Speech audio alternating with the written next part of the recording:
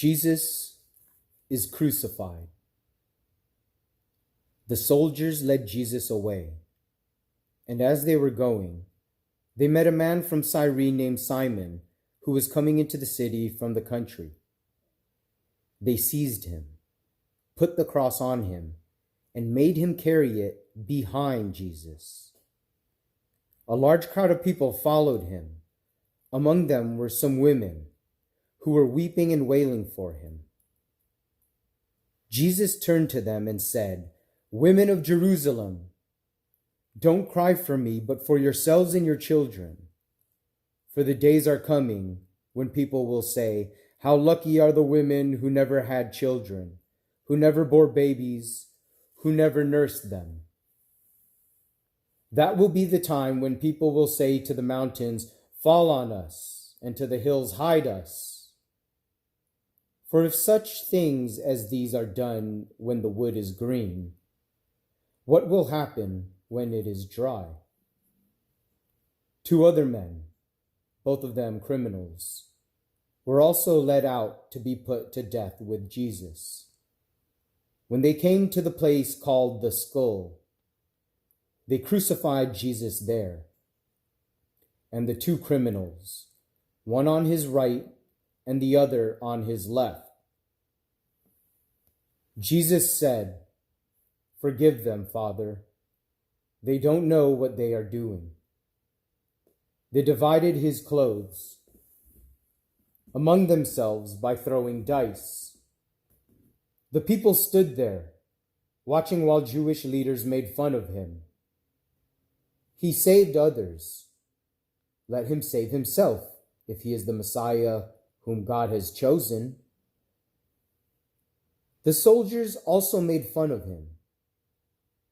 They came up to him and offered him cheap wine and said, "Save yourself if you are the king of the Jews." Above him were written these words, "This is the King of the Jews." One of the criminals hanging there hurled insults at him. "Aren't you the Messiah? Save yourself and us."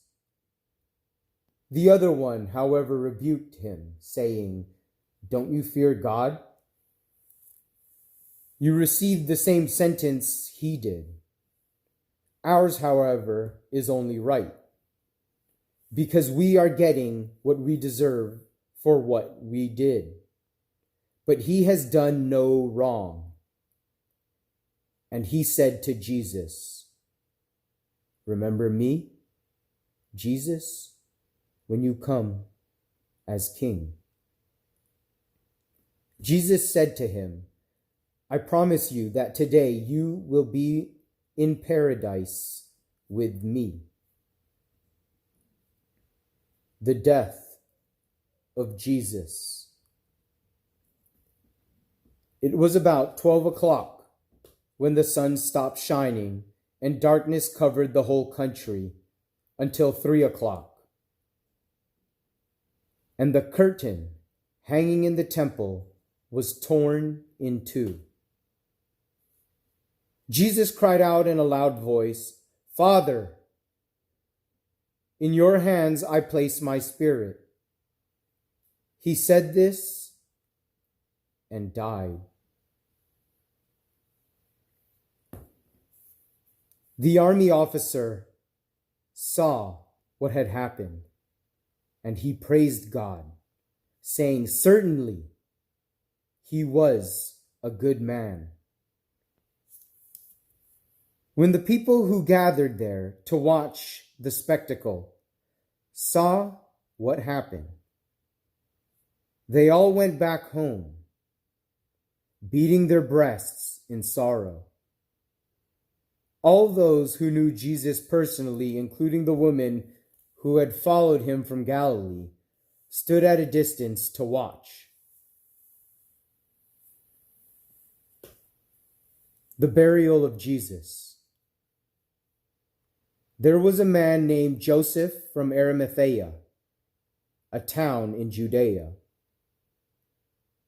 He was a good and honorable man who was waiting for the coming of the kingdom of God. Although he was a member of the council, he had not agreed with their decision and action.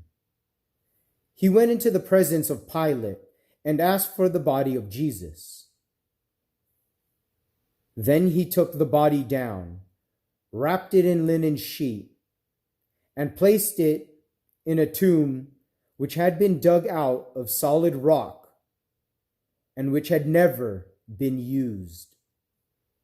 It was Friday, and the Sabbath was about to begin. The women who had followed Jesus from Galilee went with Joseph and saw the tomb and how Jesus' body was placed in it. Then they went back home and prepared the spices and perfumes for the body.